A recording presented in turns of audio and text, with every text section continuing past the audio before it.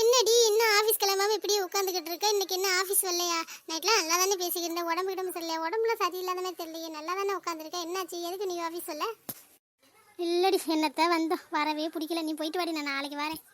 என்னடி இது என்ன உங்க அப்பா வீட்டு கம்பெனியா? அடிக்கடி லீவ் போடுறதுக்கு இப்படி லீவ் போட்டீங்கன்னா தூக்கிடுவாங்க தெரியுமா? நம்மளே ரெக்கமெண்ட்ல வந்திருக்கோம். நீ வேற எதுக்குடி சும்மா சும்மா எதுக்கு லீவ் போடுற? நல்லா தானே இருக்க நீ. உனக்கு என்னடி, நீ ஜாலியாக இருக்க, எனக்கு மனசே சரியில்லை, ஒரு மாதிரியா இருக்கு. அதனால தான் நான் வரலன்னு சொன்னா விடு வச்சுமா எதுக்கு நோய் நோய் கேட்டுக்கிட்டே இருக்க. இங்க பாரு பிரித்தி, எதா இருந்தாலும் என்று சொல்லி வேலை இப்போ என்னமோ மனசு கஷ்டமா இருக்குங்கிற. மனசு கஷ்டமாகிற அளவுக்கு உனக்கு என்ன நடக்குது? வீட்டில் இருந்தாலும் உங்க அம்மா திட்டுவாங்க, வேலை சொல்ற அப்படி இப்படின்னு சொல்லுவேன். இங்க என்ன நீ வாட்டுக்கு ஃப்ரீடமா தானே இருக்க? மனசு ஒரு மாதிரினா கஷ்டம், அந்த மாதிரிலாம் ஒன்றும் இல்லடி, என்னமோ ஒரு மாதிரி இருக்கு. அதனால தாண்டி என்னத்தை வந்தோன்னு பார்த்து நீ வேற நச நச்சரிச்சுக்கிட்டே இருக்க. என்னமோ சொல்ற, நானும் அதை நம்புறேன். சரி நான் கிளம்பவா? நீ இங்கே இரு, பார்த்து பத்திரமா அதை சாப்பிட்டுக்க. சரி பார்த்து போயிட்டு வா. எங்கள் அண்ணன் கேட்டுச்சுன்னா உடம்பு சரியில்லைன்னு சொல்லி சும்மா லீவ் போட்டு வந்தோன்னா அவன் ஏதாச்சும் சொல்லிக்கிட்டே இருப்பேன். உங்க அண்ணனா? உங்க அண்ணன் எல்லாம் நானே பேச மாட்டேன்டி. நீனா போய் பேச வேணாண்டி, எங்கள் அண்ணனை பார்த்தா கேட்டுச்சுன்னா சொல்கிறேன். நீனா போய் சொல்லணும், நான் சொல்லவே இல்லை. பார்க்குறேன், நான் பேசினால்தான் பேசுவேன், நானே பேச மாட்டேன்டி. உங்கள் அண்ணன் பேசுகிற அளவுக்குலாம் ஒன்றும் இல்லடி. என்னத்தை பேச சொல்கிற? சரி நான் கிளம்பி, சும்மா காலையிலேயே நீ டென்ஷன் பண்ணாத. என்னமோ போங்க, நல்லா பேசிக்கிறியே, திடீர்னு பேச மாட்டேங்கிறியே. என்னமோ எனக்கு என்ன. சரி எங்கள் அண்ணன் நானே ஃபோன் பண்ணி சொல்லிக்கிறேன். அண்ணன் சொன்னோன்னு தான் ஞாபகம் வருது. எங்கள் அண்ணன் நைட்டே கிளம்பி காலைல வந்துச்சுடி. இப்போ ஆஃபீஸ் வந்திருக்கும், அவனை வேற போய் பார்க்கணும். உன்னோட பேசி பேசி ரோதனையாக போச்சு. இந்த நேரம் ஆச்சு, நான் போகிறேன். என்னடி உங்கள் அண்ணன் கிளம்பி வந்துட்டால, ஒரு வார்த்தை கூட சொல்லலை நீ? அவனே பஸ் ஏறி தாண்டி ஃபோன் பண்ணேன். நீ நைட் என்னமோ சீக்கிரம் ஃப்ளாட் ஆகிட்டேன். சரி காலையில் எஞ்சுன்னு சொல்லுவோம் பார்த்தா காலையில் லேட்டாக தான் எழுந்திரிச்சியா. அதோட நானும் கிளம்பிட்டு இந்த பார்த்து இப்போ தான் ஞாபகம் வருது எனக்கு. சரி நான் கிளம்பவா? அண்ணன் வந்திருக்கோம். நான் தூங்கினா என்ன, நீ எழுப்பி சொல்லக்கூடாதா? காலைல நீ சீக்கிரம் எழுப்பி விட்டு சொல்லியிருக்கலாம்ல. அவர் பெரிய விஐபி, அவர் வாரான்னு உங்களை எழுப்பி வேற சொல்கிறாங்க. அவன் வாரான்னு தெரியுமா? என்ன 2 நாளைக்கு முன்னாடியே கிளம்பி வந்துட்டேன், வேலை முடிஞ்சிருச்சான். சரி நீ சாப்பிட்டு பத்திரமா இரு, அதெல்லாம் கரெக்டாக சாப்பிட்ருவேன். நான் ஃபோன் பண்ணுறேன் மதியம் போல்.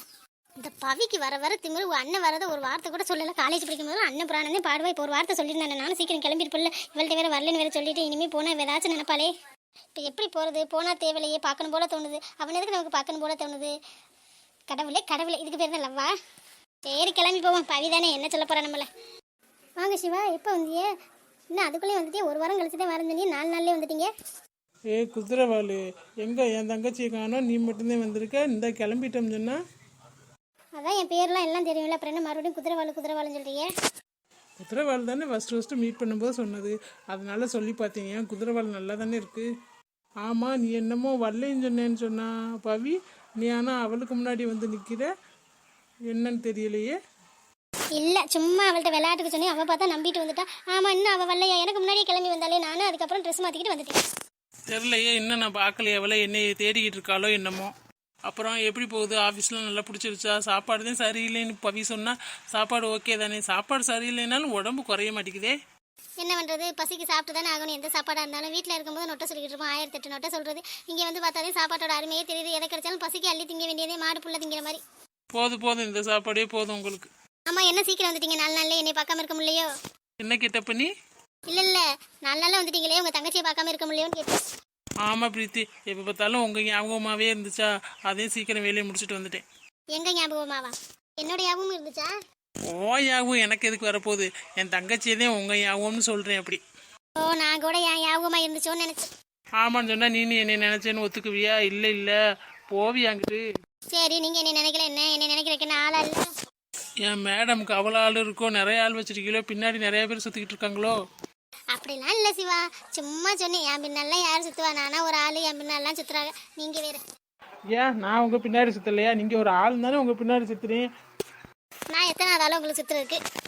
அப்படிலாம் இல்லை, சும்மா பேச்சுக்கு சொன்னேன். அம்மா என் தங்கச்சி வெளில, அவளுக்கு ஃபோன் பண்ணுங்க, இன்னும் காணோம். அப்படியே பாச மலர், கொஞ்சம் நேரம் கூட பிரிஞ்சு இருக்க மாட்டியே. அடியே பிரீத்தி, என்னடி நீ அங்கேதான் இருந்த, வரலன்னு சொல்லிட்டு உட்காந்துருந்து எப்படி கிளம்பி வந்து எனக்கு முன்னாடி வந்துட்டு வேற குறுக்கு வழியெல்லாம் எப்படி கத்துக்கிட்ட எனக்கே தெரியாது. அதுக்குள்ள முன்னெல்வத்தில் பிறந்துட்ட. டேய் என்னடா அது, இவ அதுக்குள்ள வந்துட்டா? தெரியல, நீ தான் என்னமோ உன் ஃப்ரெண்டு வரல, ஆஃபீஸ்க்கு வரல, அவள் லீவு, நான் ஒரு ஆள் தான் வரணும், நானும் வராமல் இருந்துக்கலாம், நீ வரணுங்கிறக்காக தான் வந்து அப்படின்னு சொன்ன பார்த்தா எனக்கு முன்னாடி வந்து நிற்கிறாவ. இல்லடி சும்மா தாண்டி, வரலன்னு தான் இருந்தேன். அப்புறம் நான் ஒரு ஆள் தனியாக இருக்கணுமா? தனியாக இருந்து நான் என்ன பண்ண வேண்டிய? போர் அடிக்கும்ல, டிவி கூட இல்லை, ஃபோனு நான் எவ்வளோ நேரம் பார்த்துக்கிட்டே இருக்குது, வந்ததே வந்துக்கிட்டே இருக்கும். அதனால தாண்டி. நீயும் வந்துட்டியா? சரி நான் கிளம்பி வரும்னு வந்தேன். நான் எப்போ வர வழியில் தாண்டி வந்தேன். நீ ரூம்குள்ளே போய் ஏதோ பண்ணினியோ, நான் அதனால சீக்கிரம் வந்துட்டு பார்த்தா உங்கள் அண்ணன் இருந்தாங்க, அதே பேசிக்கிட்டு இருந்தேன்.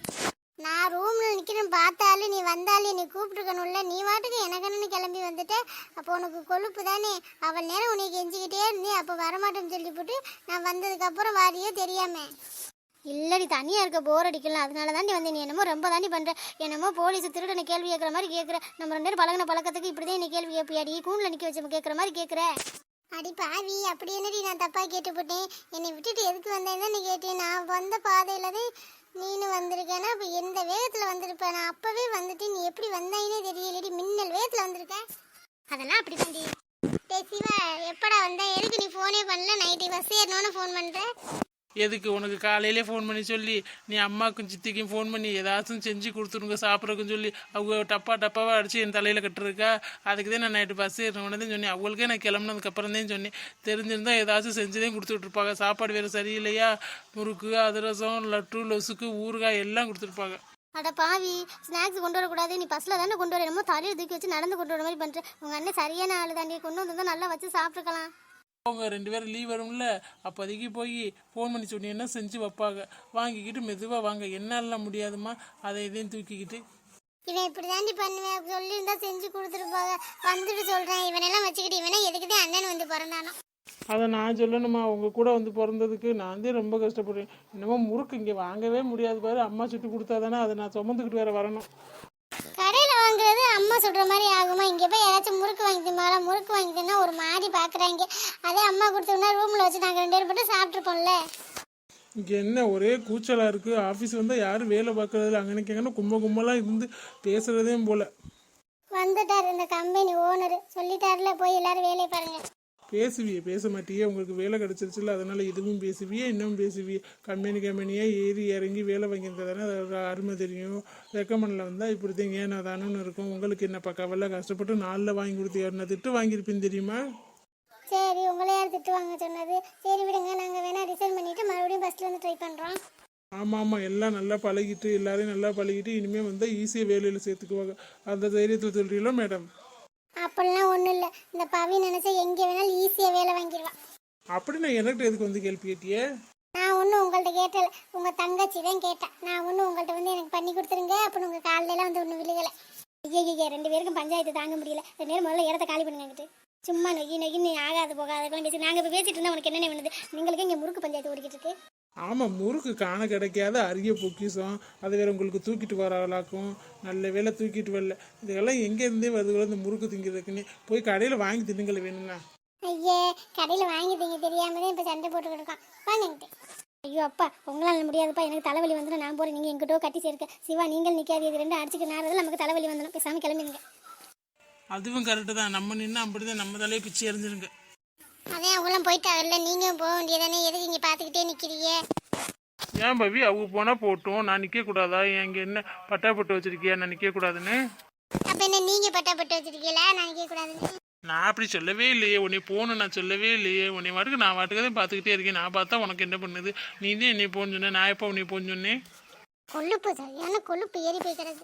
ஆமாம், மேடம் தான் நல்லா ஆட்டுக்கறி அதுவுமா கொழுப்புள்ள ஐட்டமாக சமைச்சு போட்டு என் கொழுப்பை ஏற்றி விட்டுருக்கீல்ல, அதனால எனக்கு கொழுப்பு அதிகமாக தான் இருக்கும்.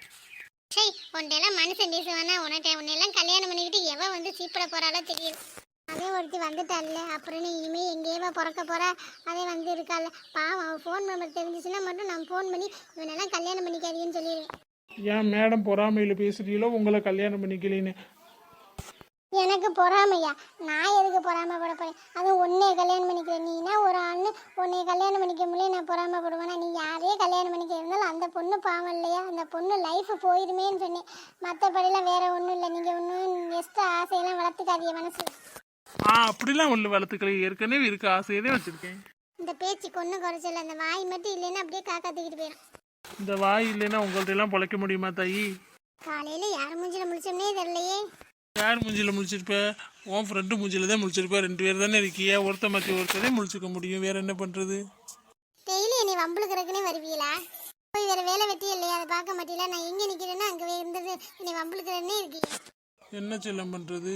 உன்னை வம்புழுக்காமல் இருந்தால் எனக்கு தூக்கமும் வர மாட்டேங்குது. அன்றைக்கி பொழுதும் ஃபுல்ஃபில் ஆக மாட்டேங்குது. நான் என்ன பண்ணுறது சொல்லுது? இது ஒரு வியாதி மாதிரி வந்துருச்சு. சும்மா வம்பு தானே இழுத்துட்டு போகிறேன்னு. என்ன காசா பணமா? உங்களெல்லாம் திருத்தவே முடியாது. அதுக்கு தானே செல்ல நீ இருக்க. கல்யாணம் பண்ணிட்டு வந்து என்னை திருத்திக்க. அதுக்கு வேற ஆளை பாருங்க. வேற ஆளதை பார்க்கணும். சரி, ஒத்து வரலைன்னா வேற ஆளை பார்த்துட வேண்டியதான். ஆத்தாடி கல்யாணமும் பேசி வச்சுட்டு இன்னொரு பொண்ணுகிட்டயும் நல்லா சிரிச்சு சிரிச்சு பேசுறாயா. இவனையெல்லாம் வச்சுக்கிட்டு பாவம் அந்த பொண்ணு என்ன பாடுபட போதும். அந்த பொண்ணே நீ தானே செல்லம், நீ தானே பாடுபட போகிற செல்லக்குட்டி. அவள் சொல்கிற மாதிரி டெய்லி தான் இவளை வந்து வம்புழுத்துட்டு போகிறோமோ. சரி இருந்துட்டு போகுது, என்ன பண்ணுது, வம்புழுத்தா நல்லா தானே இருக்குது, நல்லா அன்னைக்கு ஒரு எனர்ஜி மாதிரி இருக்குது.